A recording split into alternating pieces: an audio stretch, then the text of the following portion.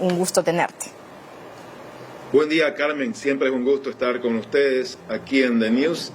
Y por supuesto, para contarles lo que viene ocurriendo. En Santa Cruz en este momento estamos en el día 25 de paro.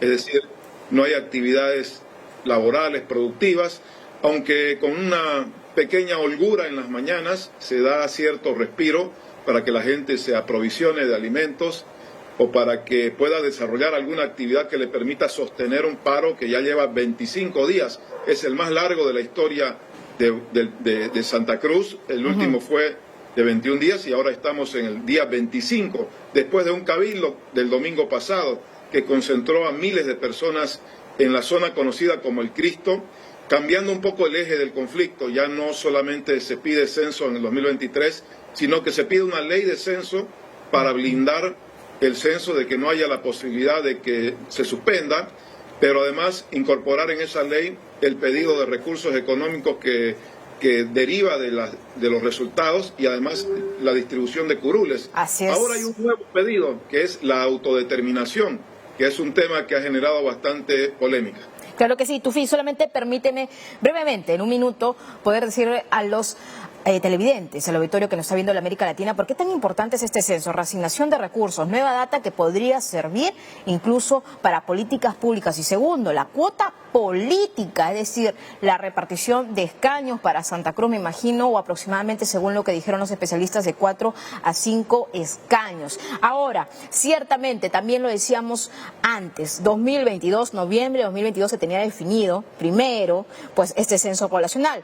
Luego ya con los cabildos se comenzó a determinar que podría ser en 2023. Lo que ha dicho Luis Arce es que este se va a dar recién en el 2024. Pero yo quiero empezar esa entrevista también, Tufi, con lo que ya viene, pues, diciendo por el lado del gobierno de Luis Arce. Me refiero también al movimiento al MAS de Evo Morales. Le ha pedido sensatez a la oposición, es decir, a los cruceños. Y segundo, que ya la mayor entidad sindical de Bolivia le ha pedido incluso a los actores políticos que forman parte de este comité pro lucha que se vayan del país, que tienen 72 horas. Es decir, ya estamos a otro nivel, a una nueva escalada de violencia y también política en Bolivia. Es un conflicto muy complicado, Carmen. Tuvimos el día viernes pasado un nivel de violencia muy alto en Santa Cruz, con policías reprimiendo y hay 17 detenidos, que el Cabildo ha pedido que los liberen. Hoy se está definiendo esa situación. Son considerados presos políticos. Evidentemente, el expresidente Evo Morales ha pedido en un Twitter recientemente a los dos lados, al propio gobierno del que él es parte, como Movimiento al Socialismo, pero hay una disputa interna ahí con Luis Arce, que traten de resolver este conflicto derivado de una decisión política. El propio Evo Morales critica que se haya postergado el censo por parte de Arce por medio de una decisión política. El censo debía ser mañana, Carmen, mañana 16 de noviembre de 2022. El gobierno decía hace 4 meses que estaba todo listo, pero de un momento a otro saltó al 2024. Ya Evo Morales cree que fue una decisión política. Pero además, evidentemente, empezado a surgir ya voces realmente que rayan en la locura, como esta del líder de la Central Obrera Boliviana, de pedirle a Santa Cruz, a los que están convocando a esta manifestación, a esta protesta, que se vayan del país dentro de 72 horas porque son considerados extranjeros. Aquí entran los componentes étnicos, raciales. Bueno, Santa Cruz había planteado un plazo de 72 horas en el Cabildo para que los otros departamentos también se sumen a esta movilización. O sea, también la respuesta del dirigente de la COP es esa otra, que raya en la insensatez de pedir que se vayan de Bolivia porque los considera extranjeros, ya que llevan apellidos que no son, por supuesto, nativos, pero son nacidos en Bolivia quienes han convocado este paro. Y bueno, entran los componentes étnicos, raciales, que son parte de una historia de contradicciones en nuestro país, ¿no? Las luchas étnicas de blancos, mestizos e indígenas comienzan a introducirse en este conflicto, y es un cóctel muy explosivo. Se han exaltado estas diferencias étnicas, estas diferencias regionales.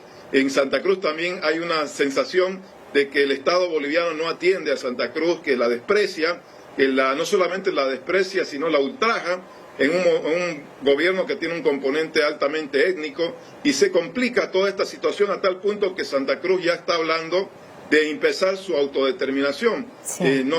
Todavía no se tiene claro si la autodeterminación es federalismo, se habla de federalismo o profundizar la autonomía, pero es una forma de protestar frente a un Estado que evidentemente no atiende a gran parte de la población que está en Santa Cruz y parece que se siente obviamente discriminada. El escenario es complicado, conflictivo.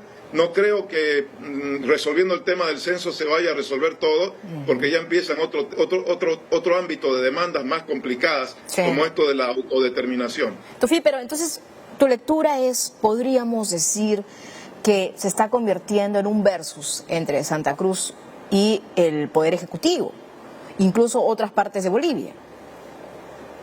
Bueno, siempre Santa Cruz ha tenido una tensión muy fuerte con el Estado central, ¿no? Particularmente con lo que se conoce como centralismo. Santa Cruz es una sociedad que se ha desarrollado muy por iniciativa propia, por libre empresa, renegando constantemente del Estado central que se ha sentido o discriminada o marginada de los estados centralistas. Por eso nació en Santa Cruz el movimiento autonómico, primero el movimiento descentralizador, luego el movimiento autonómico y ahora se plantea el federalismo.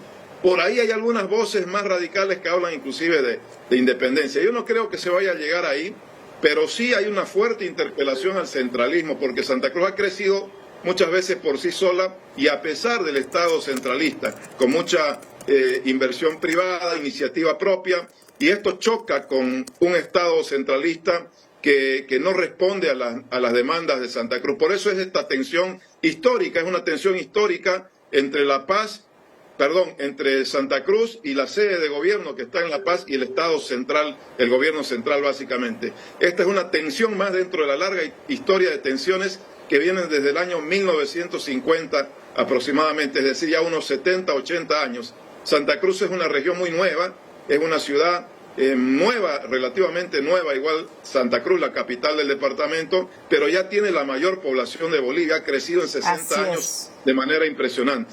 Sí, por supuesto, y también como motor económico, pues ha concentrado muchas oportunidades para muchos bolivianos que vienen de diferentes rincones de ese país. Pero Tufi, así, sobre la práctica y si materializamos ya conclusiones, ¿podría haber visos de solución realmente? ¿O esto poco a poco ya viene sumándose incluso otros aspectos como has mencionado, no?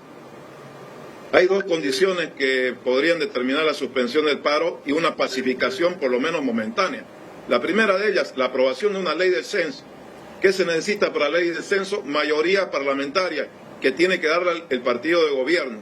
Hay un resquicio de esperanza de que el partido de gobierno pueda viabilizar, pero sería en 1 o 2 semanas, es lo que han indicado. Para levantar el paro, Santa Cruz requiere ley del censo y depende de una decisión parlamentaria. Y segundo, la liberación de presos, que es mucho más difícil, porque dentro de este conflicto han ido a quemar los presos, de los que se acusa a algunos de los presos de ir a quemar una sede campesina y la Central Obrera Departamental, que son muy aliados del gobierno, apoyan mucho el gobierno actual. Por eso es complicado. Se resolvería si hay ley del censo rápido y si se da una señal de liberación de presos. Se podría por el momento suspender el paro, pero no se vislumbra mañana ni pasado mañana esta solución. Podría durar algunos días más.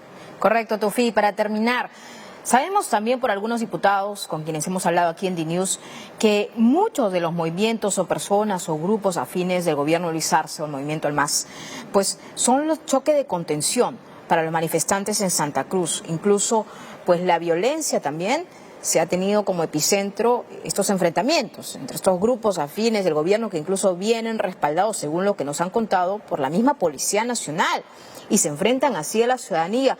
A ver, tenemos un reporte hasta estos momentos actualizado de cuántas son las personas que han sido, por ejemplo, detenidas o en todo caso heridas y hasta hay fallecidos, tengo entendido.